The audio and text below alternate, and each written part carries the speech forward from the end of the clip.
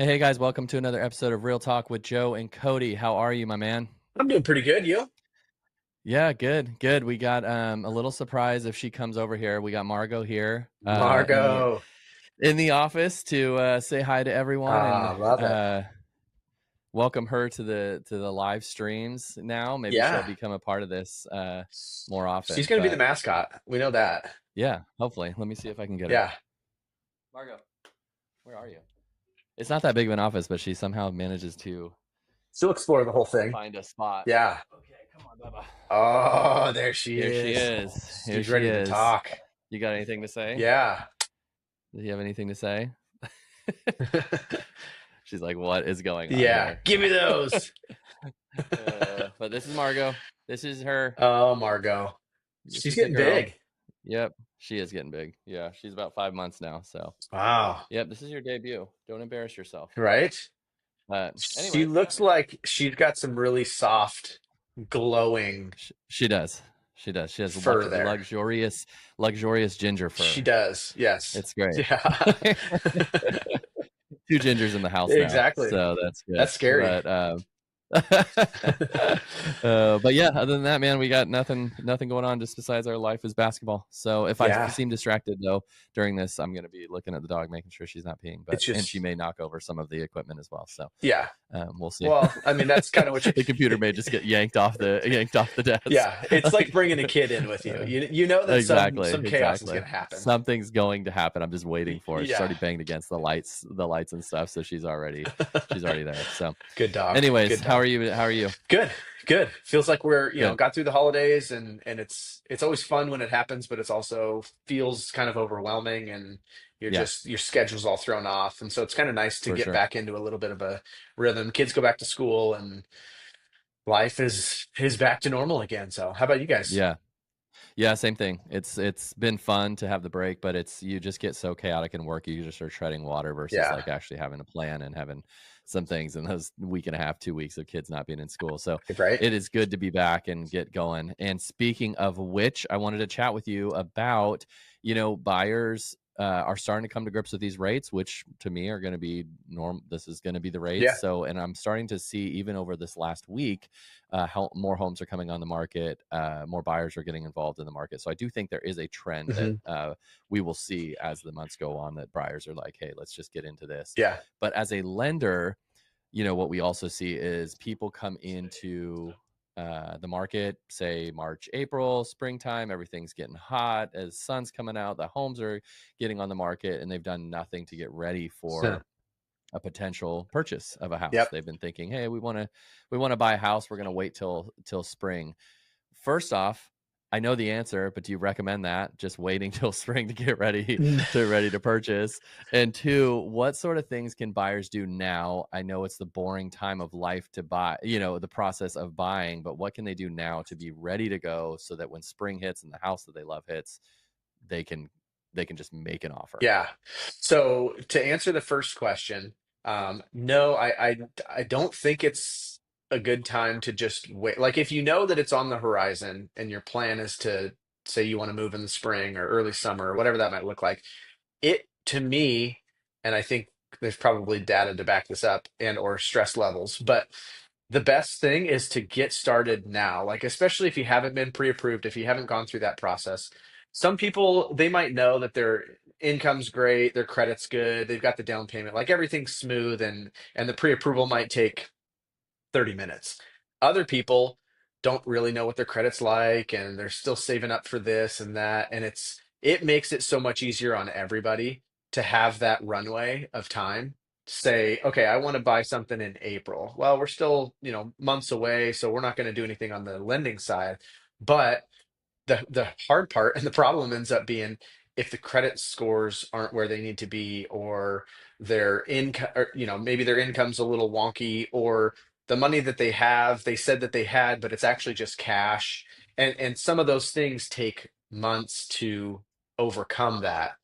Maybe there's some Yeah. stuff on the credit report that's old collections judgments, things that you wouldn't know, so it can cause a bit of a stressful kind of chaotic situation if you, oh, we found this house that we love, let's get pre-approved really quick, and then that pre-approval doesn't happen right away.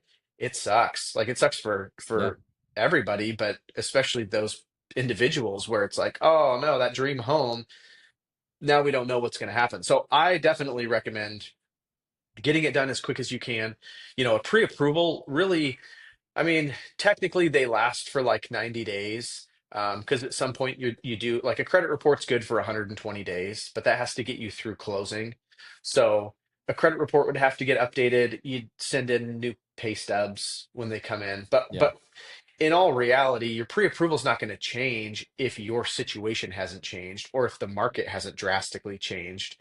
Um, so I tell people that all the time when they're still 6 months yeah, out. I'm like, I hear you, and I don't want to make you feel rushed or anything, but like, let's jump into this as soon as possible. That way we know, because then the worst thing that happens is you're pre-approved and you're ready to go, and now you know, like, here's our numbers. Worst thing that I have to do is I have to send you pay stubs again in a couple months when we're ready to go. Like it makes it for so sure. much easier. And I think it gives them confidence going into it too, knowing not only what their payments look like on that price range that they're looking at, but also that, hey, we've already sent all the stuff in. It's already been reviewed. We're good to go. So Yeah, I definitely would recommend that. And then to answer your second question, the main things, I mean, if you're self-employed, that's obviously like we're to a point, new year, we're going to be basing income off of 24 and 23. Um, and you don't have to file your taxes right away. But ideally, that's what we'd be looking at, right? Unless there was a big drop in yeah, income, but we still have to get profit and loss statements. So um, the main thing is just getting all your ducks in a row, making sure that you have your last 2 years' taxes, find where your W-2s are, find your pay stubs. Like if you don't have access to your bank account or statements or something, you know, just like slowly start to put those pieces together, save them on your computer, have them ready. That way it doesn't feel so overwhelming when you're first getting started with, I got to yeah, do an application and I have to find all these things too. Like it's amazing how much quicker the process goes. Not only the pre-approval, but also just the loan process in general. When people are organized and they have everything and they can respond timely, that can save days and days. Because there are some people out there that, you know, are not super organized, and I get it. It might not be like part of your normal life to make sure you have all those things lined up, but it can very easily take, you know, 2 days for them to find this, yeah, and then another day here, and then 3 more days for the, and it's like before you know it, you've spent a week waiting on them to get certain documents, and that's just, you know, that can be really precious time, especially if it's in the middle of the loan. But the pre-approval part, you know, too, because we want to, for us, for me, I want to turn that around as quick as possible. You know, it's like we gotta move and keep that going. And if you find something tomorrow, great, we're ready to go. If it's not for hmm 6 months, at least we know, and we're not just kind of like going, I've seen most of the stuff, but yeah, you know, if you can give me that other yeah. stuff, It's I'd feel it. more I think confident. it's for sure. And it's important, like, especially people, your average buyer, your first time home buyer, maybe your second time home buyer that hasn't bought in 7 or 8 years is like, it's often overlooked. It's like, oh, we need to get pre approved, Hmm. and they go to the agent first. They tend to go to the agent first Yeah, and say, hey, we're looking to buy a house. And then it has to be the pre approval, which is totally fine. yeah, Uh, but, but man, depending on the area that you are in, you could be in a hot market again in the spring. And yeah, it could be one of only a few homes in the neighborhood that you want, and you don't want to be the one that's like, we've got to wait 2 days for a pre-approval. And for those that don't know, a pre-approval basically goes along with an offer. You can say that, hey, we'll get a pre-approval to you in a few days, but generally, especially in a competitive market, sellers want to see that you are pre-approved before they accept an offer. They don't want to accept your offer, then wait 3 days to see if you're even pre-approved. So it's an often overlooked and often a very important part of the offer process is to get hmm pre-approved. I think what I see is that a lot of people there's a sense of commitment to the lender, similar to real estate. Is like I tell them and I give them a few. You're one of my preferred lenders. Is like shop around because you hmm may offer something that someone else doesn't. They may yeah, offer something that you don't. So, but I think people feel like if I call this person, I've signed my name in blood yeah, to get pre-approved. And I just want to clarify, and you'll do the same, is like, even if, say, Cody pre-approves you and you find something else that works out for you down the road, that doesn't commit you to you, right? Like, doesn't commit the Correct. buyer to the lender. Even a pre-approval, a formal pre-approval does not commit that buyer to the lender. Yeah. Yep, absolutely. And that does happen, sometimes for whatever reason it might be, there's a different lender that provides a better product or a different product or a rate or something that's just significantly better.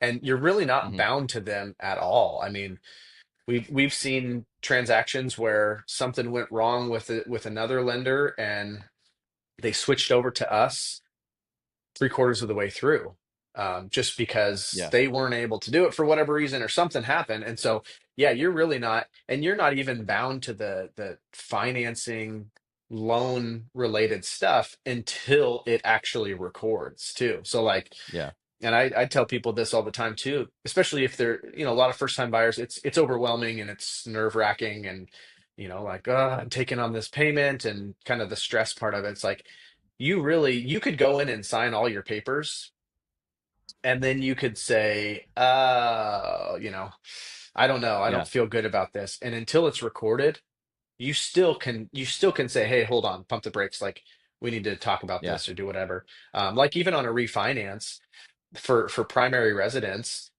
there's a 3-day right of rescission period, which means that even after you've gone and signed, there's 3 days that go by that allow you as that person who's refinancing to really make sure that you're good with it. Because you could wait 2.5 days and say, hey, we changed our mind. Like, For we're sure. we're not ready to do this. This was a bad idea, whatever it might be. So yeah, you're not committed. Obviously, you and I both, want to feel that there is that commitment because we, Yeah. we For want to sure. make sure that we're obviously doing our jobs and not Yeah. doing a lot of work for nothing. But yeah, there's no um formal agreement that's signed or a requirement that you can't you can't look around and get a second opinion or try to find the best fit for you. Yeah, all of that to say, like, I think it's a long way for both of us to say that there is no, just do it. There is not Yeah. that it's a very uh important but insignificant part of it. Like, if Yes. that makes sense. Like, it's not as if you call Cody and it's like, okay, now you're committed.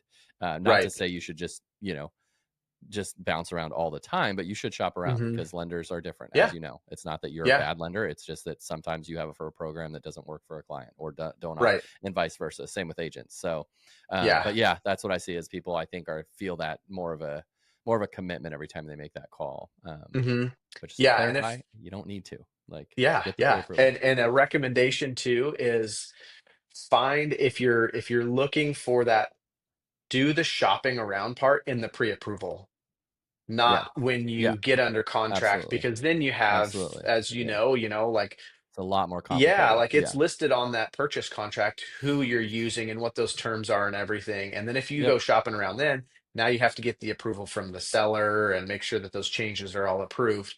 Um, so do the No, shopping that's a early great on point. and then That's a lock great in point. with that one. And because, you know, speaking for all lenders here too, we put in a lot of time and effort and energy to make sure that we're educating and going through everything Yeah. and spending that time so that by the time you do get to the point of ready to write an offer, hopefully, if we've done our job right, Yep. they are super educated. They have a really good understanding. So, selfishly, it does kind of suck when you get to that point and they're like, "Oh, we're going to start shopping around lenders," and you're like, "Oh, like I totally get it. I Yeah. understand it. I And I don't don't see that too often. Like, know."